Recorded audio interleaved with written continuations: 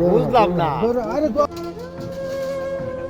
খামারিরা একটু খেয়াল করুন, গাভীর গর্ভাবস্থার শেষ সময়ে এই বিষয়টি জানা খুবই জরুরি।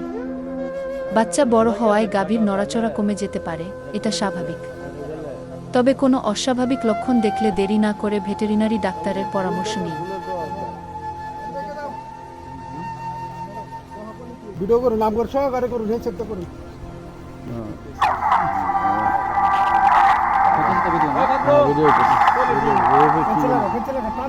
ঠিক আছে।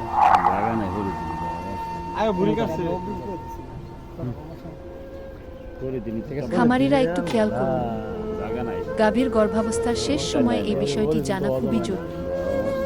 বাচ্চা বড় হওয়ায় গাভীর নড়াচড়া কমে যেতে পারে, এটা স্বাভাবিক। তবে কোনো অস্বাভাবিক লক্ষণ দেখলে দেরি না করে ভেটেরিনারি ডাক্তারের পরামর্শ নিন।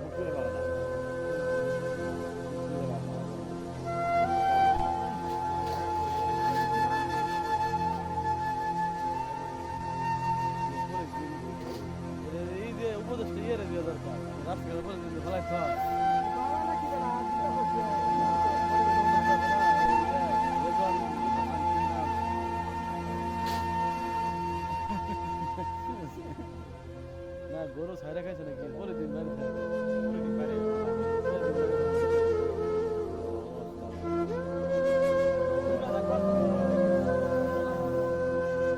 গরু ছাড়লে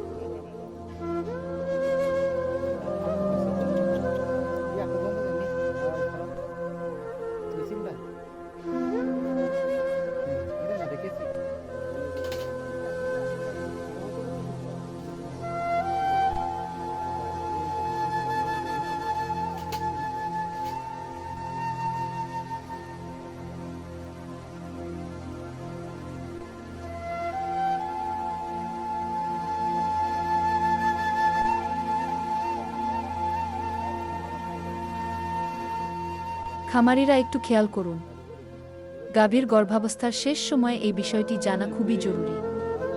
বাচ্চা বড় হওয়ায় গাভীর নড়াচড়া কমে যেতে পারে, এটা স্বাভাবিক। তবে কোনো অস্বাভাবিক লক্ষণ দেখলে দেরি না করে ভেটেরিনারি ডাক্তারের পরামর্শ নিন। 9 মাস গর্ভবতী গাভী পেট সিজার। পেট থেকে বের হলো পলিথিন ব্যাগ, সুতা প্রায় 30 কেজি। গাভী দাঁড়ানো অবস্থায় অপারেশন করা হলো। 8 ঘন্টা ধরে দাঁড়িয়ে থেকে কাজ করা হয়েছে কি? সকল কিছু সাবধানে বের করা হয়েছে কি? দেখুন পলিথিন ব্যাগ, সুতা এবং আরও অনেক কিছু বের করা হলো। এতে গাভীর জীবন ঝুঁকিতে পড়তে পারত।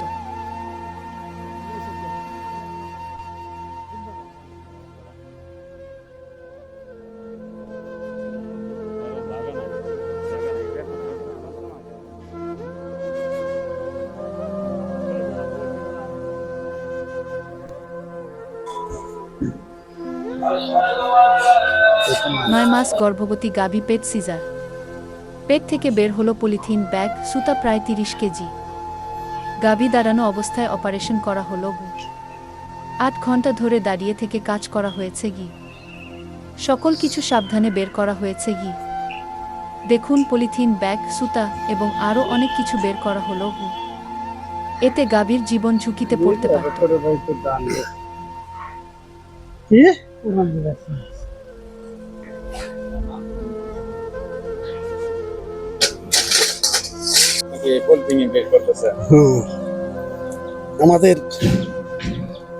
আমাদের সদ্য আমার বড় ভাই তাজুল ইসলাম।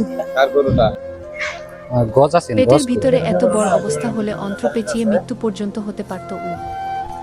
গর্ভের বাছুরও বিপদে পড়ত। ডাক্তাররা দাঁড়ানো অবস্থায় সিজার অপারেশন শুরু করলেন। প্রত্যেকটি পদক্ষেপ সাবধানে আরো করা বলা, হলো, হাতি 8 তো ঘন্টা ঢুকালো। ধৈর্য ধরে কাজ করা হলো। জাম কোনো জোর বা তাড়াহুড়া হয়নি কি। ভাই এটি পুরা একটি জাম। সফল অস্ত্রোপচার ও আল্লাহর রহমতে গাবি সুস্থ আছে গু। বাচ্চাও নিরাপদ আছে গু।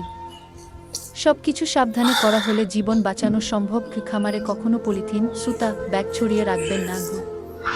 সুস্থ গাবি সুস্থ খামার উ। শেয়ার করুন যাতে অন্যরা সতর্ক হয়। ঠিক আছে